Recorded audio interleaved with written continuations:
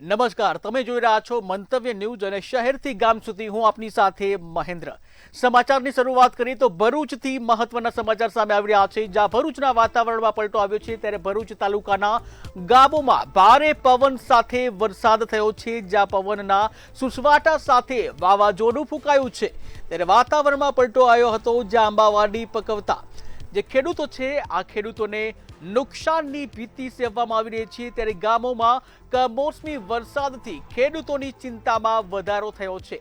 ત્યારે ભરૂચમાં વાતાવરણમાં પલટો આવ્યો હતો અને પવનના સુસવાટા સાથે વરસાદ જોવા મળ્યો હતો। ત્યારે ખાસ કરીને કેરી પકવતા ખેડૂતો છે તેઓમાં ચિંતાના વાદળો જોવા મળ્યા હતા, જ્યાં ભરૂચ તાલુકાના અનેક ગામોમાં વાતાવરણમાં પલટો આવ્યો હતો અને વાતાવરણમાં પલટો આવતા જ ખેડૂતોની ચિંતામાં વધારો થયો છે, કારણ કે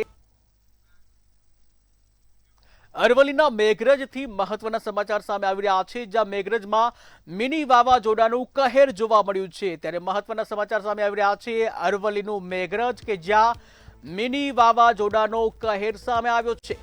ત્યારે જોરદાર પવનથી કેરીના પાકને ભારે નુકસાન થયું છે, કેરી નીચે પડી છે। ત્યારે બગીચાઓમાં કેરી જમીનદોસ્ત થઈ છે, જમીન પર પટકાઈ છે કેરી। ત્યારે કેરીને નુકસાન થયું છે, જ્યાં ખેડૂતોને ભારે આર્થિક ફટકો પડ્યો છે, કારણ કે કાચી કેરી હજી પાકી પણ નથી અને આ કાચી કેરી ભારે પવનના કારણે જમીનદોસ્ત થઈ હતી। કેરી પકવતા ખેડૂતોમાં ચિંતા જોવા મળી છે, કેરી પકવતા ખેડૂતોને આર્થિક ફટકો પડ્યો છે। હવામાન વિભાગ દ્વારા જે આગાહી કરવામાં આવી હતી અને તે પ્રમાણે અરવલ્લીના મેઘરજમાં પણ વાતાવરણમાં પલટો આવ્યો હતો, જ્યાં મિની વાવાઝોડાનો કહેર સામે આવ્યો। અને હું આ અમુક ટાઈમ વર્ષોથી આંબાની ખેતી કરું છું અને દર આ કમોસમના લીધે દર સાલ અમારું નુકસાન થાય છે કેરીઓનું। અને સરકારને નમ્ર વિનંતી છે કે સરકાર સર્વે કરે અને ખેડૂતોને લાભાર્થી થાય અને જે સરકાર તરફથી બને એ મદદરૂપ થાય। અને સરકારને નમ્ર વિનંતી એ જ છે કે ખેડૂતોને મદદરૂપ બનો। આટલું નુકસાન થાય છે ખેડૂતોની, અમારી મહેનત બિલકુલ મજરે આવતી નથી। તો અરવલ્લી મેઘરજથી અન્ય મહત્વના સમાચાર સામે આવી રહ્યા છે, જ્યાં એસીબીને સફળ ટ્રેપ સામે આવી છે। ત્યારે મેઘરજમાં એસીબીએ સફળતાપૂર્વક ટ્રેપ પોલીસને આ બાબતે સફળતા મળી છે। ત્યારે સુરત પોલીસ દ્વારા યુપીથી 2 આરોપીઓની ધરપકડ કરવામાં આવી છે। ત્યારે પટના જેલમાં બંધ કુખ્યાત કુંદન ભગત લૂંટનો માસ્ટર માઇન્ડ હોવાનું સામે આવ્યું છે। 50 લાખની લૂંટનો માસ્ટર માઇન્ડ હોવાનું બહાર આવ્યું છે। ત્યારે સુરત પોલીસને સફળતા મળી છે। યુપી થી શુભમ ઠાકુર અને વિકાસસિંહની પણ ધરપકડ કરવામાં આવી છે। જ્યારે અમે લોકો એક તો આરોપીઓને એટલા ખબર હતી કે કોઈ પણ સંજોગમાં મોબાઈલ ફોન નહીં યુઝ કરવાના જોઈએ, અને બેંકોમાં બી અમે જો ફૂટેજ મળ્યા આમાં આરોપીઓ મોબાઈલ વાપરતા નજર આવે છે, પરંતુ આ મોબાઈલ ખોટા 1 કલાક જો સમય કાઢતા હતા એના બતાવવા માટે કે અમે કોઈથી બાત કરીએ છીએ કે મોબાઈલ ઉપયોગ નહીં કરવાના જોઈએ, જેથી કોઈ પણ પ્રકારની લિંક પોલીસને નહીં મળી જોઈએ। પરંતુ અમારી પાસે બીજા જો અમે જે રીતે ઇન્ફોર્મેશન મળતી ગઈ અને પૂરા દેશના જો નેટવર્ક છે પોલીસના, એના અમે લોકો જો ભારત સરકારને બી અમુક જો સાઇટ્સ છે, જો ICGS વાળા સાઇટ છે, એના ઉપરથી અમે લોકો તાત્કાલિક જો ફૂટેજને મેચ કરાવવાના ચાલુ કરે છે। એનાથી અમે લોકો બધા ક્રિમિનલોના 50% 60% આ પ્રકારના ડેટા મળવાના ચાલુ થયા છે।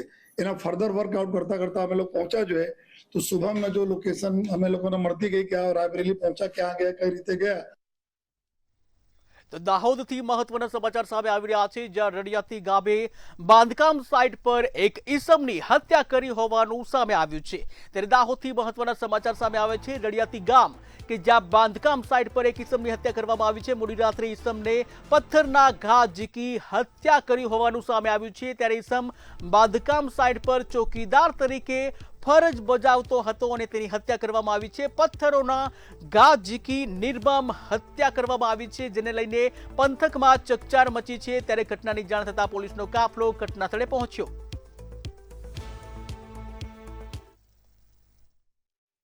આજે અમારે સવારે ફોન આવ્યો અમારા ઉપર અને અમારા મિત્ર દ્વારા જાણવા મળ્યું કે તમારા ગામના જે મનુભાઈ છે, મનુભાઈ માનસિંહભાઈ પરમાર, એમનો મૃતદેહ અહીંયા આગળથી મળે આવેલ છે. એટલે કે મનુભાઈ માનસિંહભાઈ પરમાર જે છે એ રળિયાતી રોડ પર આંબેડકર ભવનની બાજુમાં એક કન્સ્ટ્રક્શન સાઇટ પર ચોકીદાર તરીકે કામ કરતા હતા. એટલે પછી અમે લોકો અમારા ગામના સામાજિક આગેવાનોને લઈને અમે લોકો સામાજિક આગેવાનોને લઈને બધા પહોંચ્યા ઘટના સ્થળે. ત્યારે અમે જોયું તો પોલીસ અમારી પહેલાં પહોંચી ગયેલ હતી અને ત્યાં આગળ એમનો મૃતદેહ પડેલો હતો.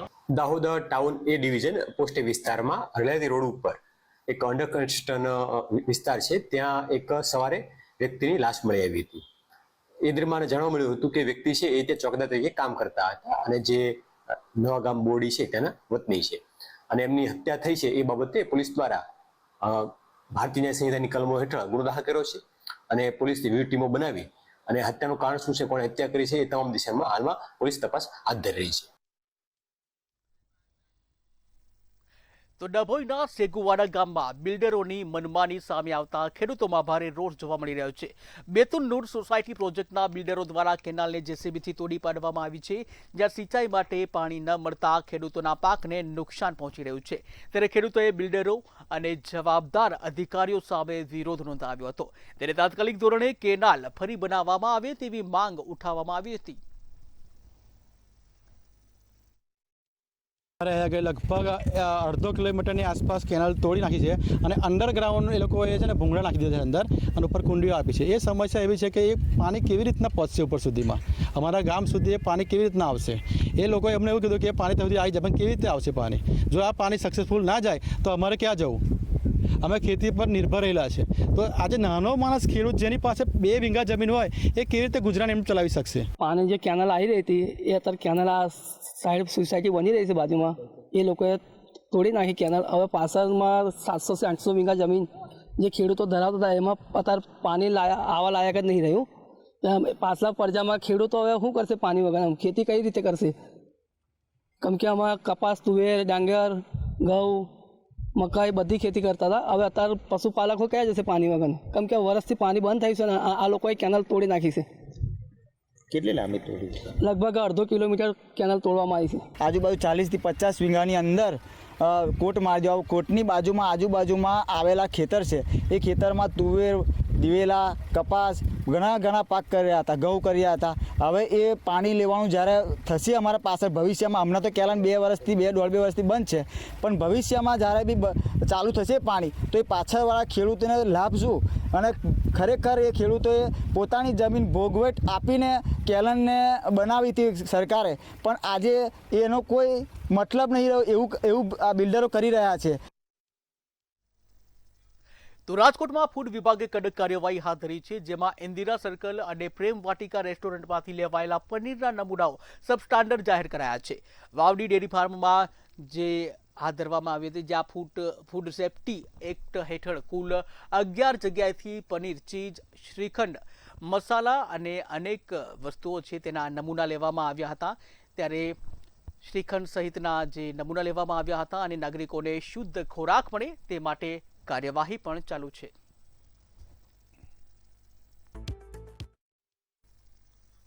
રાજ્ય સરકારે ઉના તાલુકાના અનેક વિસ્તારોને અશાંત વિસ્તાર તરીકે જાહેર કર્યા છે, જેનો અમલ 1 મે 2026થી શરૂ થઈ 5 વર્ષ સુધી રહેશે.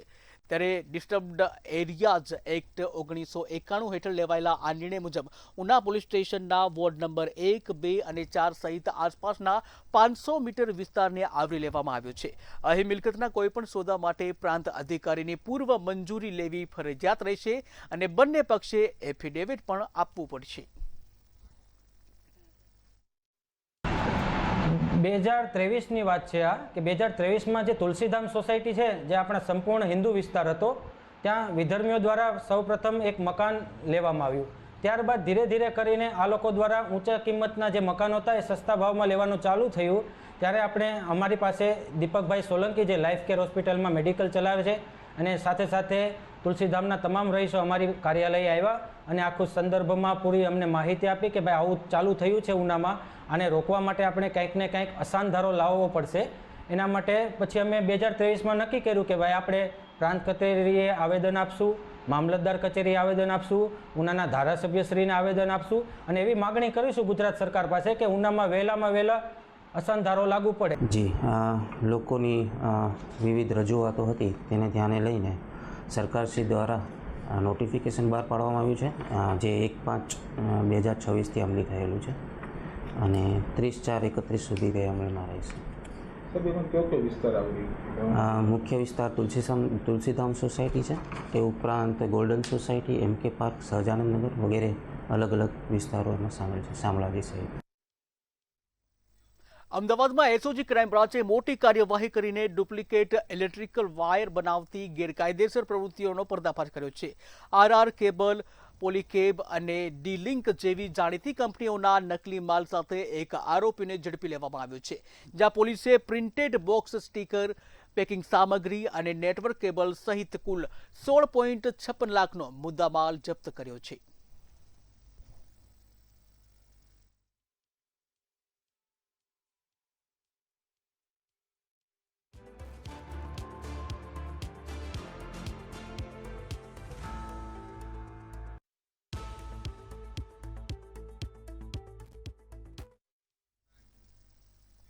અમદાવાદમાં વિવાદિત 7th ડે સ્કૂલ ખાતે વાલીઓ દ્વારા હોબાળો કરવામાં આવ્યો હતો, જ્યાં સ્કૂલે જન આક્રોશ વાલી મંડળ સંઘર્ષ સમિતિ દ્વારા હોબાળો કરવામાં આવ્યો હતો. એડમિશન ન લેવા માટે અને ફી ગુમાવવાનું જોખમ માટે હોબાળો થયો હતો. ત્યારે બાળકોના ભવિષ્ય સાથે ખિલવાડ ન થાય તે માટે વિરોધ કરવામાં આવ્યો.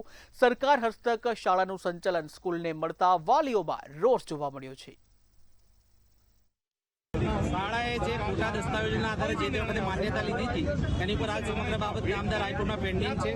હાલ ખાલી વચગાળાનો હુકમ આવ્યો છે કે સરકાર હસ્તક જે વખતે સરકારે નિર્ણય લીધો હતો હસ્તક કરવાનો એનું કામ ચલાવવું થોડા સમય માટે સરકાર એ નિર્ણય રદ કર્યો છે.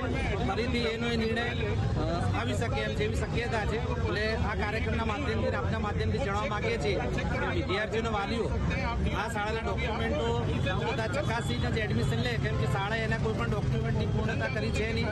કે જગ્યાની માલિકી સરકારની છે, ટોકન ભાડે આપી હતી, એનામાં શરતોનો ભંગ થયો છે. બીજી અન્ય ઘણી બધી માન્યતાઓ છે, એમાં પણ ઘણી બધી ગેરરીતિઓ છે. એટલે જે વિદ્યાર્થી આ શાળામાં એડમિશન લેશે એના ભવિષ્યને જોખમ છે. એટલે અમે આ લોક જાગૃતિ માટે આ કાર્યક્રમ આજે કર્યો છે. કાર્યવાહી પૂર્ણ થઈ નથી, એટલે મારી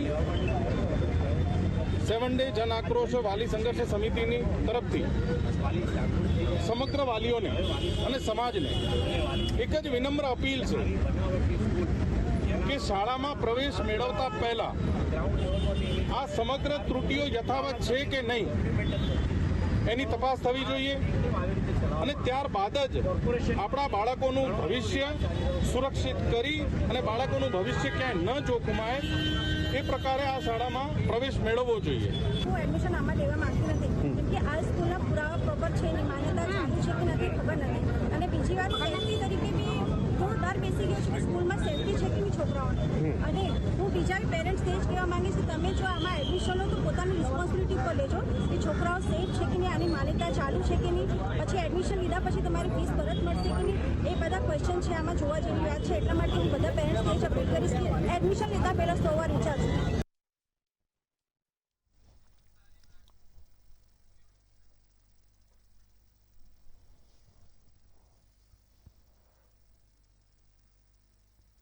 તો સમાચારમાં આગળ વાત કરી સાબરકાંઠાની. તો સાબરકાંઠાના ધાનેરામાં ઉનાળામાં વેકેશનમાં જે ઉનાળો છે જેને લઈને ગરમી પડી રહી છે, ત્યારે ટેન્કરનું પાણી માટે જાણે કે યુદ્ધ જેવી સ્થિતિ હોય તેવું જોવા મળી રહ્યું છે.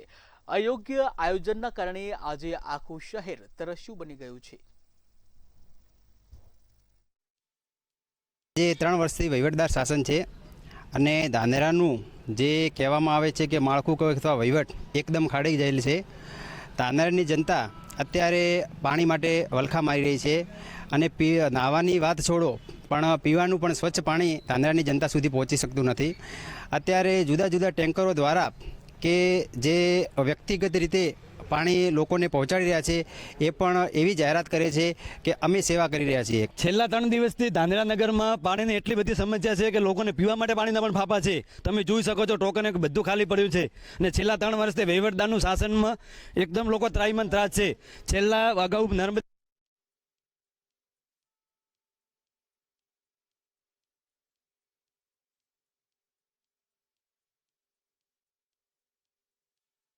દ્વારા અગાઉ સૂચના હતી કે 21 દિવસ નહેર બંધ રહેશે, છતાં પણ આ લોકોએ કોઈ વહીવટ પાણી પુરવઠા શાખા દ્વારા કોઈ પણ પ્રકારનો સૂચના આપવામાં આવી નથી, એટલે લોકો ત્રાહિમામ છે. પણ એના માટે તો ભાઈ આ જે નગરપાલિકા છે એમની મૂળ બેદરકારી છે, એમને કોઈ પણ મેસેજ નથી આપે, કોઈ રિક્ષા નથી ફેરવી, બરોબર કે કોઈ પણ એમની વ્યવસ્થા નથી કરી. આ તો પ્રજાની હાલાકી છે ને, બરોબર કે નહીં? એમને અધિકારીઓને તો મૂળ જાણ કરવી પડે.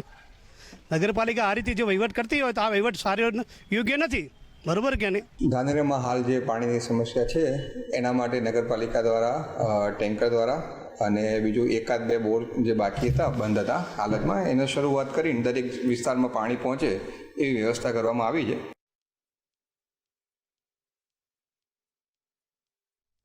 સુરેન્દ્રનગરના ચુડા પોલીસ સ્ટેશન વિસ્તારમાં જુગાર રમતા 8 ઇસમોને પોલીસે ઝડપી પડ્યા છે.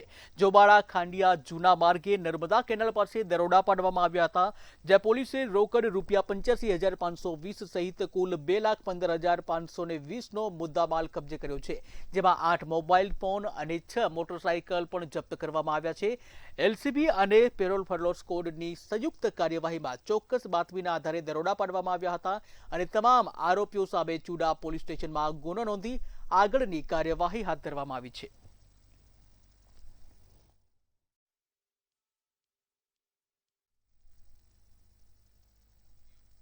અરવલ્લીમાં ગૌ સન્માન માટે એક જોરદાર અવાજ ઉઠાવવામાં આવ્યો છે, જ્યાં પહાડિયા બાલા હનુમાનથી શરૂ થયેલી રેલી જનસમર્થન સાથે આગળ વધી હતી. ગાયને રાષ્ટ્રીય પશુ બનાવવાની માંગ સાથે આવેદનપત્ર આપવામાં આવ્યું અને આ અભિયાનને લોકોમાં સંસ્કૃતિ અને સંવેદનાનો સંદેશ ફેલાવ્યો હતો.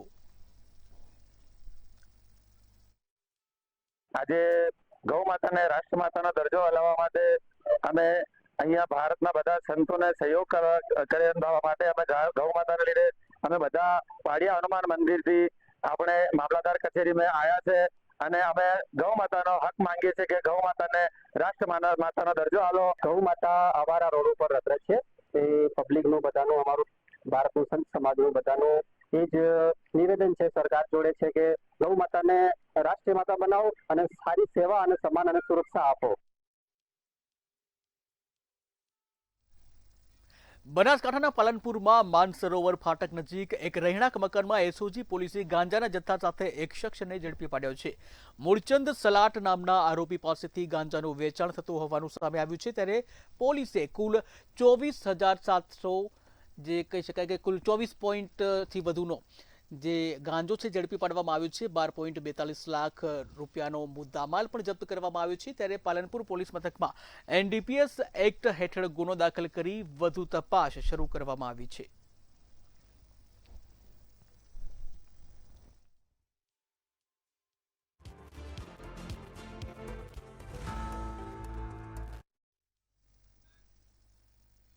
હિંમતનગરના જાંબુડી ગામે તસ્કરોનો તડખાટ સામે આવ્યો છે, ત્યારે ઉનાળાનો લાભ લઈ તસ્કરોએ હાથફેરો કર્યો છે. મકાન માલિકો બહાર સૂતા હતા ત્યારે આ ઘટના બની હતી, જ્યાં ઘરના પાછળના દરવાજા તોડી પ્રવેશ કરી ચોરી કરી અને ચોર રફુચક્કર થઈ ગયા હતા. ત્યારે એક રાત્રે 3 મકાનોના તાળા તૂટ્યા અને 2 મકાનોમાં ચોરી થઈ હતી. ત્યારે ગાંભોઈ પોલીસે ઘટના સ્થળે પહોંચી વધુ તપાસ હાથ ધરી છે.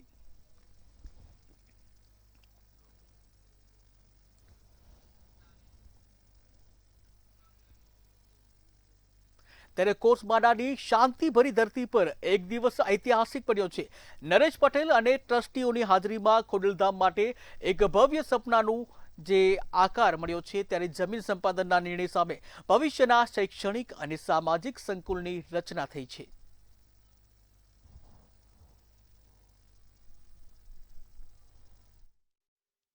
વાગવડના 4 ઝોન છે, સૌરાષ્ટ્ર ઝોન, ઉત્તર ગુજરાત ઝોન, મધ્ય ગુજરાત અને દક્ષિણ ગુજરાત. એમાં સૌરાષ્ટ્રમાં ખૂબ મોટા પાયે ખોડલધામ કાર્ય કરી રહ્યું છે અને આ જ રીતે દરેક આખા ગુજરાતની અંદર દરેક લોકોને ખોડલધામનો ફાયદો મળે, આસ્થાનું કેન્દ્ર બને, તે હેતુથી ગઈકાલે દક્ષિણ ઝોન માટે સુરતમાં 42 વીઘાથી વધારે જગ્યા સંપન્ન કરવામાં આવી છે. ગુજરાત માધ્યમિક અને ઉચ્ચતર માધ્યમિક શિક્ષણ બોર્ડના ધોરણ 10ના પરિણામમાં ભાવનગર જિલ્લાએ 86.6% પરિણામ સાથે સારો દેખાવ કર્યો છે. કુલ 29,757 વિદ્યાર્થીઓમાંથી 2,434 વિદ્યાર્થીઓએ એ ગ્રેડ પ્રાપ્ત કર્યો છે અને જિલ્લામાં 67 શાળાઓએ 100% પરિણામ મેળવ્યું છે. ત્યારે છેલ્લા 3 વર્ષમાં જિલ્લામાં સતત સુધારો જોવા મળી રહ્યો છે. અને મારે 10માની પરીક્ષામાં 95.26% મેળવેલ છે.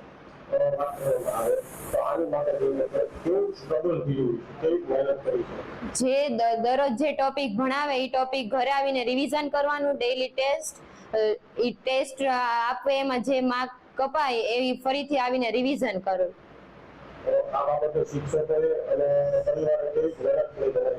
આ પાછળ શિક્ષકોનો ખૂબ સપોર્ટ રહ્યો. જે આપણે જે ટોપિકમાં અટકીએ તે ટોપિકમાં એણે અમને સાથ આપ્યો અને એમાં અમને આગળ માર્ગદર્શન આપ્યું. મેં અત્યારે 10મા ધોરણની પરીક્ષા પાસ કરી છે અને એમાં મેં 99.43% સાથે મેં એક્ઝામ ક્રેક કરી છે. વાત કરવામાં આવે બેન, તો તમે કેવી મહેનત કરી છે? મેં મહેનત કરી તો મેં સ્ટાર્ટિંગથી જ જેટલા ટોપિક ચાલે છે એને મંથલી રિવાઇઝ કર્યું છે અને જે પણ કઈ આઈએમપી ટોપિક્સ હોય એને વધારેમાં વધારે ધ્યાન આપ્યું છે અને રોજ જેટલું સ્કૂલમાં કે ટ્યુશનમાં કરાવે છે એનું ઘરે આવીને મેં રિવિઝન સતત કર્યું છે અને જેટલું આખા દિવસનું જે કંઈ આપણે કર્યું છે એનું રાત્રે એકવાર વાંચીને હું સૂતી હતી. કેશોદ તાલુકાના સોંદરડા ગામમાં થયેલી ચોરીનો ભેદ પોલીસે ઉકેલી નાખ્યો છે. ત્યારે ગામમાં રહેણાંક મકાનમાંથી સોનાની ચેઇન અને રોકડ રકમની ચોરી થઈ હતી. સમગ્ર મામલે પોલીસે ફરિયાદ નોંધી તપાસ હાથ ધરી હતી, જ્યાં પોલીસે ગણતરીના કલાકોમાં જ 2 આરોપીઓને ઝડપી પાડી વધુ તપાસ હાથ ધરી છે. આરોપી પાસેથી 1 લાખથી વધુનો મુદ્દામાલ જપ્ત કરી કાયદેસરની કાર્યવાહી હાથ ધરવામાં આવી છે.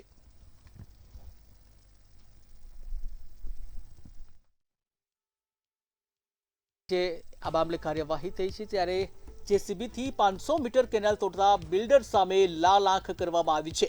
મલ્હારપુરના ખેડૂતોએ બિલ્ડરની મનમાની સામે વિરોધ નોંધાવ્યો છે. ત્યારે મહત્વના સમાચાર વડોદરાથી સામે આવી રહ્યા છે. વડોદરાની ઘટના કે જ્યાં તોડેલી કેનાલ રિપેર કરવા બિલ્ડરને 3 દિવસનું અલ્ટિમેટમ આપવામાં આવ્યું છે. સરકારી મિલકતને નુકસાન બદલ ઇજનેર દ્વારા કડક કાર્યવાહી કરવામાં આવી છે. જ્યાં ખેડૂતોના હકનું પાણી રોકનાર બિલ્ડરોમાં હાલ તો આ ઘટનાને લઈને ફફડાટ વ્યાપી જવા પામ્યો છે. જેસીબીથી 500 મીટર કેનાલ તોડતા બિલ્ડર સામે તંત્ર દ્વારા લાલ આંખ કરવામાં આવી છે. મલ્હારપુરના ખેડૂતોએ બિલ્ડરની આ મનમાની સામે વિરોધ દર્શાવ્યો છે અને ત્યારબાદ આ મહત્વપૂર્ણ કામગીરી તંત્ર દ્વારા કરવામાં આવી છે. વડોદરાની બેતુન નૂર સિટી કે જેના બિલ્ડર સામે આ કાર્યવાહી કરવામાં આવી છે. ઉલ્લેખનીય છે કે મંતવ્ય ન્યૂઝ દ્વારા એક ધારદાર અહેવાલ પ્રસારિત કરવામાં આવ્યો હતો અને ત્યારબાદ તંત્ર સફાળું જાગ્યું હતું અને આ કાર્યવાહી કરવામાં આવી. તો શહેરથી ગામ સુધીમાં હાલ બસ આટલું જ. વધુ સમાચાર માટે જોતા રહો મંતવ્ય ન્યૂઝ. નમસ્કાર.